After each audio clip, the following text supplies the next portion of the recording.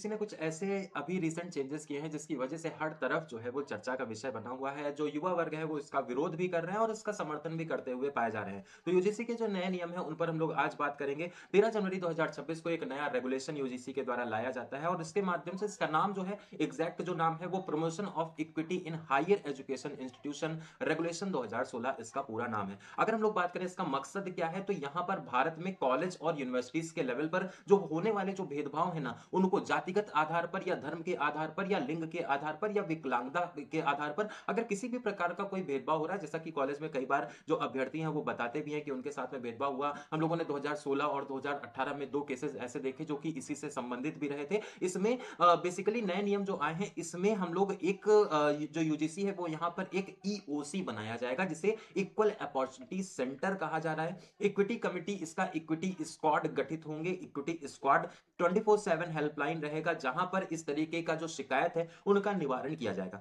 अगर संस्था नियम नहीं मानती है तो उन्हें यूजीसी से मान्यता खोने तक का भी जोखिम रहेगा। तो एक हार्ड रूल यहां पर थोड़े से बनाए गए हैं आरक्षण और अगर मान लो कहीं पर भेदभाव हो रहा है तो उससे रिलेटेड। अब इसमें जो पॉजिटिव्स हैं जो निगेटिव्स हैं उन दोनों पर हम लोग आज के इस वीडियो में बात करेंगे। तो शुरू से लेकर आखिरी तक अगर आप देखेंगे तभी आपको इस पूरे प्रकरण की समझ जो है वो आपके दिमाग में विकसित हो पाएगी। सबसे पहले आपको बताएं दो मुख्य वजह हैं जो विवाद इस वजह से शुरू हुआ। कुछ लोगों के मुताबिक एक तरफा नियम यह बताया जा रहा है क्योंकि बहुत से जनरल जो श्रेणी के छात्र हैं, शिक्षक हैं और सामाजिक जो समूहों का कहना है कि नियम कुछ वर्गों के भेदभाव को रोकना। देखिए कोई कोई ऐसा नियम होता है जो कि प्रत्यक्ष रूप से हर एक इंसान को प्रभाव करता है।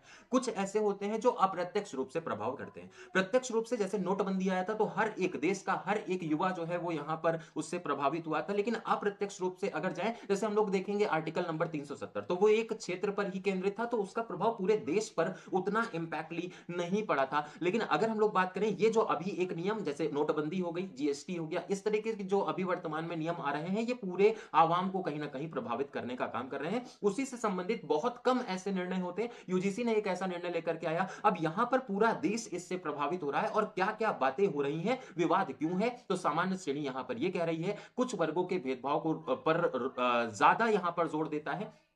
जो वर्ग है ना, सामान्य श्रेणी के जो लोग हैं वो संभव पीड़ित रूप में यहां पर इसे नहीं करेंगे, है ना। यहां पर झूठी शिकायतें भी होंगी तो उसके लिए भी कोई कठोर कदम नहीं है। पहले ऐसे नियम हुआ करते थे। अगर मान लो कोई कंप्लेन ऐसे वार्गिक या कोई अगर मान लो भेदभाव से संबंधित कंप्लेन होती थी तो उससे रिलेटेड पहले ये था कि अगर वो कंप्लेन झूठी पाई जाएगी तो जो कंप्लेन करता है, जो शिकायत करता है, उसके खिलाफ में भी एक्शन लिए जाएंगे। लेकिन अब वो प्रावधान इस वाले नियमावली से हटा दिया गया है। इसी वजह से सामान्य जो वर्ग है वो ये कह रहा है कि भाई यहां पर तो हमारे साथ भेदभाव भी हो सकता है, हमारे साथ झूठी कंप्लेन कोई कर सकता है और हमारे साथ में वो इलीगल तरीके से झूठी कंप्लेन करके हमें फंसा भी सकता है। इस वजह से ये एक बहुत बड़े विवाद का कारण है ना। अच्छा, इक्विटी जो स्क्वाड है उसमें सामान्य श्रेणी का प्रतिनिधित्व पर्याप्त नहीं है, इस वजह से भी इसमें विवाद हो रहा है। सामान्य श्रेणी का प्रतिनिधित्व भी नहीं है। अब उस जो इक्विटी स्क्वाड बना हुआ है जो कि इस पूरे मामले को की तहकीकात करने के लिए बनाया गया है, न्यायिक संतुलन धुंधला इसकी वजह से हो सकता है। इस वजह से ये इसके लिए विरोध उत्पन्न कराया जा रहा है। अच्छा, विवाद जो है वो अंततः जाति आरक्षण से जुड़ा हुआ है। अल्टीमेटली अगर हम लोग देखेंगे तो ये जाति और आरक्षण से जुड़ा हुआ है।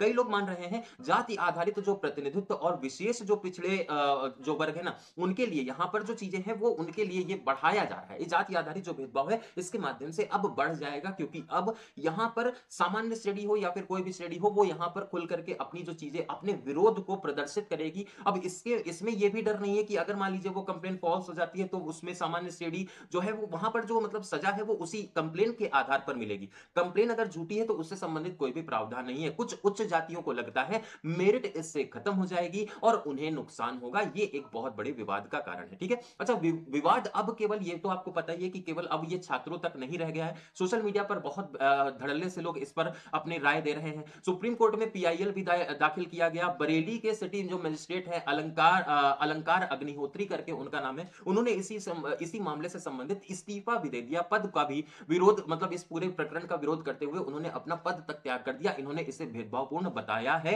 ये आपको ध्यान रखना है। अच्छा, ये दर्शाता है कि मामला सिर्फ अब शिक्षा तक सीमित नहीं रह गया है, अब इसमें सामाजिक न्याय भी है, संवैधानिक अधिकार और प्रशासनिक स्वतंत्रता से जुड़ा हुआ ये मामला हो गया है, ठीक है। तो नियमों के विवादित हिस्से का अगर हम लोग सार एक आपके सामने पेश करें तो पहला विवाद इक्विटी कमिटी है, वहां पर भेदभाव दिख रहा है, वहां पर सामान्य श्रेणी को पर्याप्त प्रतिनिधित्व नहीं मिला, इस वजह से भेदभाव है। 24/7 जो जो शिकायत तंत्र है, झूठी शिकायत पर रोक नहीं लगाने की वजह से इस पर विरोध या विवाद हो रहा है। इसके अलावा जो दंडात्मक जो प्रावधान है ना, संस्थाओं पर अत्यधिक दबाव है और शिक्षकों में भी डर है कि यहां पर भेदभाव हो सकता है। फोकस विशेष वर्गों पर है। कुछ लोगों को लगता है कि यह भेदभाव को बढ़ा देगा और ये जो जाति आधारित भेदभाव है, इसकी गहराइयां अभी तो सीमित ही देखने को मिलती है, लेकिन आगे आने वाले समय में अगर इस तरह की रूलिंग्स को अप्लाई किया जाएगा तो ये भेदभाव बढ़ जाएंगे। तो इस पर अभी यूजीसी को विचार करने के लिए बहुत सारे लोग यहां पर कह रहे हैं। ठीक है, तथ्यों के आधार पर हम लोग बात कर रहे हैं। अपना अगर यूजीसी का पक्ष देखा जाए तो उसने यहां पर समानता और सुरक्षा के आधार पर सारी चीजों को रखा है।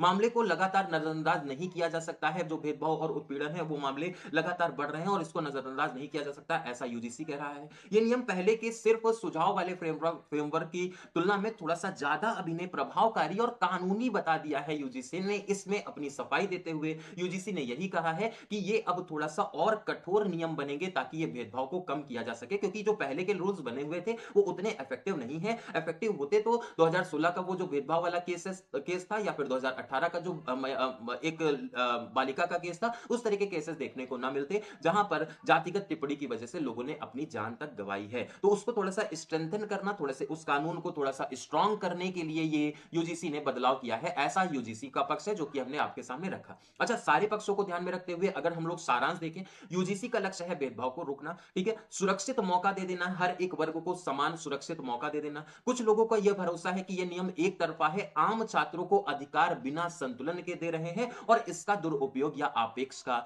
डर यहां पर आम लोगों को यहां पर देखने को मिल रहा है। तो हर एक प्रकार के हम लोगों ने पॉइंट ऑफ व्यू यहां पर आपको बताए, पक्ष में और विपक्ष में। आप अपनी जो समझ के आधार पर अगर एक कंक्लूजन क्रिएट करना चाहें तो आप कमेंट सेक्शन में दे सकते हैं। यूजीसी का ये जो नियम है ना, ये कई हद तक भेदभावपूर्ण बताया गया, बहुत एक बड़े वर्ग की वजह से, और इस्तीफा जो है और इस तरह की जो चीजें सामने आ रही हैं, जो घटनाएं आ रही हैं, अब ये केवल छात्रों तक सीमित मुद्दा नहीं रह गया है, अब ये देश में पूरी तरह से फैला हुआ एक मामला हो गया है, जिसका हर तरफ विरोध भी है और इसके समर्थन और विरोध दोनों ही प्रकार की आवाजें उठ रही हैं। अच्छा, राजनीति के हिसाब से अगर हम लोग देखें तो राजनीतिक जितने भी हमारे राजनेता हैं वो इस मामले में पूरी तरह से खामोश हैं। उनकी जो चुप्पी है ना, ये कहीं ना कहीं आंतरिक साठ गांठ का एक हवाला यहाँ पर एक उसकी आकांक्षा जो है वो यहाँ पर लग रही है। आपके जो भी विचार हैं, राजनीतिक पक्ष अगर आप देना चाहें तो वो भी आप दे सकते हैं, आप सामाजिक पक्ष भी अगर आप देना चाहें तो आप वो भी दे सकते हैं। एससी एसटी वर्ग यहाँ पर उनके साथ में लगातार भेदभाव हुआ है, ऐसा नहीं है कि वो हमेशा उनको बराबर के धरातल पर रखा गया। आज भी बहुत सारे अलग अलग वर्ग हैं जहां पर शिक्षा का प्रसार उतना ज्यादा नहीं हो पाया क्योंकि वो एक विशेष वर्ग से बिलोंग कर रहे थे। तो उसको ध्यान में रखते हुए अपने पक्ष को आप यहां पर कमेंट सेक्शन में दीजिएगा। एससी एसटी पर थोड़ा सा, हाँ, वो जो भेदभाव हो रहा था उस पर ये लगाम लगाने की कोशिश करी गई है यूजीसी के माध्यम से, लेकिन इससे सामान्य वर्ग जो नाखुश है, इसका एक अगर सेंट्रल सॉल्यूशन आप दे पाए कमेंट सेक्शन में तो वो भी आप देने का प्रयास करिएगा। इसी तरह के जो वैश्विक मुद्दे हैं या फिर देशव्यापी मुद्दे हैं जो कि हर एक जनमानस को प्रभावित करते हैं, वो आपको लगातार मिलते रहेंगे सिलेक्शन गाइडर पर। उसके लिए चैनल को सब्सक्राइब करना बिल्कुल भी मत भूलेगा। आज के इस वीडियो में अभी के लिए इतना ही, बने रहिए हमारे साथ। नमस्कार।